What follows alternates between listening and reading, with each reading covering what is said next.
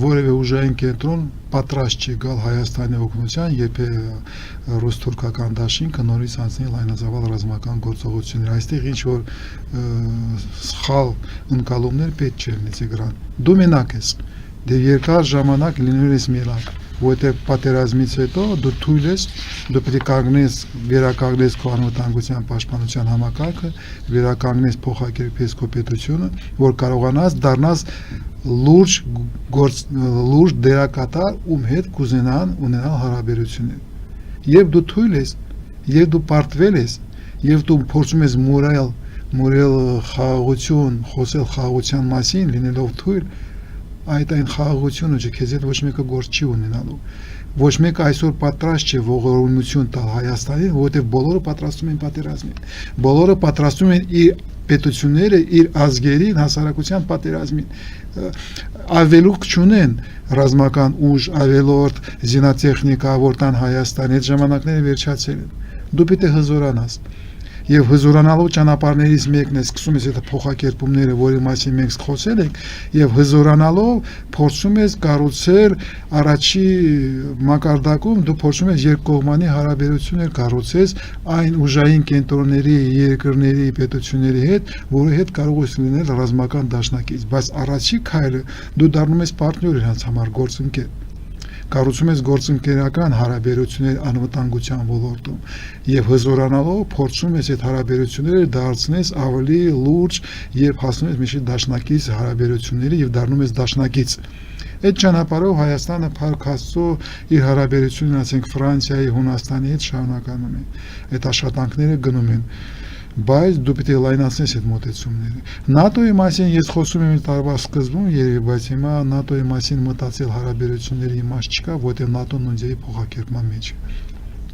Մենք պետք է հասկանանք որտեղ է գնում ՆԱՏՕ-ն, ինչ է լինելու ՆԱՏՕ-ն 1 տարուց, 2 տարուց հետո, այդ ժամանակ մենք կարող ենք մտածել հարաբերությունների մասին Հայաստանի եւ ՆԱՏՕ-ի հետ։ Այրով կարելի է շարունակել հարաբերություններ, ասենք, կրթական ոլորտում, մի քանի ուրիշ ռազմական ոլորտներում, այդպես սպասարկող, այդպես ձևավորեմ, բայց հիմնական քո ուղղությունը, քո հարաբերություններով անվտանգության ոլորտում տարածաշրջանային միջազգային մակարդակներում պիտի ուղղված լինի կառուցել հարաբերություններ ռազմական ոլորտում այն երկրների հետ երկկողմանի հարաբերություններ, որի հետ դու կարող ես հետո դառնաս պարտներ եւ դաշնակից։ Եվ մինչեւ այդ ճանապարհը չանցնես հզորանալով, մտածել, որ դու կարող ես քո անվտանգության ճարտարապետության մեջ ունենալ դաշնակիցներ, այդ բավականին հեռու է այդ հորիզոնները ցավոք սրտի Տիգրան։ Նորից եմ կրկնում, հայ ազգը եւ Հայաստանը բավականին երկար ժամանակ առնվազն 1 սերունդ լինելու ենք մենակ եւ այդ մենակությունը պիտի հասկանաս, ընդունես եւ կենտրոնանաս քեզ վրա, դառնաս միայն ու միայն հայակենտրոն եւ դու քեզ ես հզորացնում քո սեփական ներուժի հզորության հնարավորությունների վրա, ունենալով գլոբալ հնարավորությունները, քո սփյուռքի հնարավորությունները, Հայաստանի քաղաքական անվտանգության գաղափարախոսությունը, ճարտարապետությունը կորիզում պիտի լինի հայակենտրոն մոտեցումը, ոչ թե արևմտակենտրոն կամ հյուսիսային կենտրոն,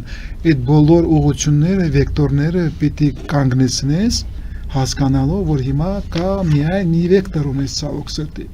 Այդ վեկտորը ուղղված է հայկական, հայոց աշխարհի վրա,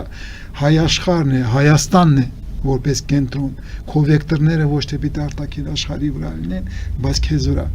Այդ ուղղությունը պիտի փոխվես, եւ դա դժվար է, ես հասկանում եմ։ Ցավոք սրտի, այո, այն ինչ մենք տեսնում ենք հայկական առաքելական եկեղեցու դեմ, դա գաղափարախոսական երևի թույլ կտամ ինձ ասել աշխարհ քաղաքակրթական մշակութային ոգևոր պատերազմների շարունակությունն է, որտեղ պետք է հասկանալ, որ հիբրիդային պատերազմները, արդիական պատերազմները ընկալում են փաստորեն հասարակության կյանքի բոլոր ոլորտներն են։ Դրա համար հիբրիդային պատերազմի մի մասն է, ասենք, կոգնիտիվ կամ իմաստային պատերազմի կամ հոգեբանական պատերազմի, տեղեկատվական պատերազմի մեթոդները։ Եվ եթե այդպես եք նայում, եթե դուք զբաղվում եք այդ հարցերով, բայց ես բավականին երկար ժամանակ դրանով զբաղվում եմ, ինձ համար պարզ է, ես տեսնում եմ ոնց է իմ ազգի դեմ վարվում իմաստային, կոգնիտիվ, տեղեկատվական եւ հոգեբանական պատերազմ։ Եվ այդ պատերազմի մեջ այստեղ ուրիշ մեծ խնդրեմ կա Տիգրան։ Այդ պատերազմում, այո, այդ պատերազմը վարում են այո այսօրվա հայկական արդիական իշխանությունները, բայց ես չգիտեմ ինչքանով են դրանք ընկալում, իրանք ընդհանրապես գործիք են։ Որովհետև այդ պատերազմը, իմաստային պատերազմը, քաղաքակրթական պատերազմը, որի մեջ մենք մտած ենք այսօր, դա ավելի շուտ գլոբալ մասշտաբի պատերազմներ են։ Դա պատերազմ է հայ ազգի Հայաստանի դեմ, որը ծավալվում է ոչ թե փոքր Հայաստանի դեմ, Տիգրան, բայց այդ մեծ պատերազմի, մեծ խաղի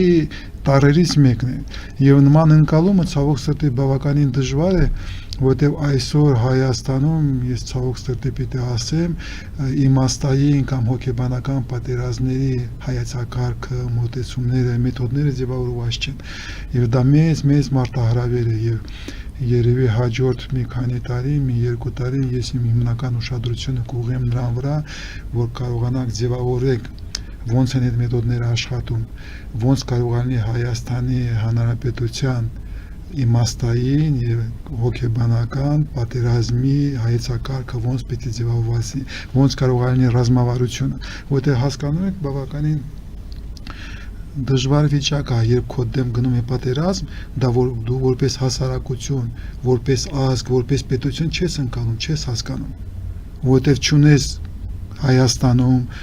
չեմ կարող ասել հայության մեջ, կարող է հայության մեջ մենք ունենք ուժային կենտրոններ, որը դրանով զբաղվում է, այսօր դա էլ չեմ կարող ասել, բայց Հայաստանում հաստատ չկա Տիգրան այն հասկացողությունը, որ դու պատերազմի մեջ ես, այն ինչ կատարվում է, այն ագրեսիա, այն հայ առաքելական եկեղեցուներն, որը մենք տեսնում ենք, դա իրոք ռազմական ագրեսիա է,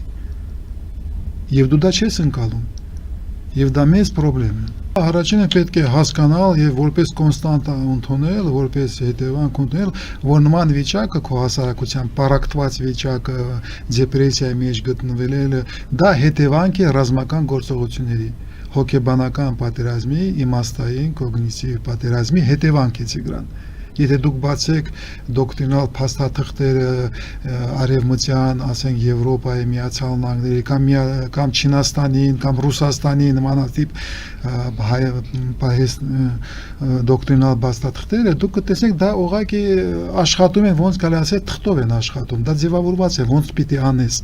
ոնց դու կարող ես քանդել հասարակությանը, որի դեմ դու գնում ես պատերազմի։ Դա պատերազմ է։ Եվ դու պարտվում ես այսօր։ Եվ ինձ համար ճիշտ ասած անհասկանալի է իմ ազգը ոնց է դիմակայում նման պատերազմին, ինչքան խորություն եւ դիմակայունություն ունես, որ կարողանում ես դիմանալ ուրիշ ավելի ջահել ազգեր վաղուց արդեն քանդված կլինես ճնշման եւ ռազմական գործողությունների հետևանքով։ Բայց այդ վիճակում, երբ դու ճունես քո պետության, պետական հաստատությունների աջակցությունը այդ պատերազմը վարելու, դու պարտավոր ես, իմ կարծիքով, ոչ թե պարտավոր ես, դու ստիպված ես փորձել ձևավորվել նման պատերազմի դիմակայունության բարձրացումը հասարակական մակարդակի վրա։ Դու պիտի դնես այդ խնդիրը որպես հասարակություն, ես որպես փորձագետ, դու որպես ժուրնալիստ, ոնց ես դու հայկական հասարակությունը մեծ աշխատանքը տանում եւ օգնում հասարակության բացատրել ինչ է տեղի ունենում, եւ ոնց հասարակությունը կարող է ինքնակազմակերպվի եւ որպես հասարակություն դիմադրի նման հարձակման, նման ագրեսիայի եւ փորձել այդ դիմակայունությունը, այդ դիմադրությունը ցույց տալ, մինչեւ դու չստանաս հնարավորություն փոխես իշխանությունները եւ ունենաս նաեւ հայկական պետության աջակցություն այդ պատերազմի մեջ։ Ես ուրիշ ելք չեմ տեսնում, մինչեւ իմ պետությունը պատրաստ չի նման պատերազմում դիմադրել, մինչեւ իմ պետությունը օգտագործվում է որպես գործիք իմ ազգի դեմ նման պատերազմում, ես ստիպված եմ կենտրոնանալ հասարակության վրա եւ դրա համար վերջի 4-5 տարին ես զբաղվում էի հասարակության մեջ, փորձում էի օգնել հասարակությանը, որ իրենք կազմակերպեն, ես ստեղծեն համայնքներ,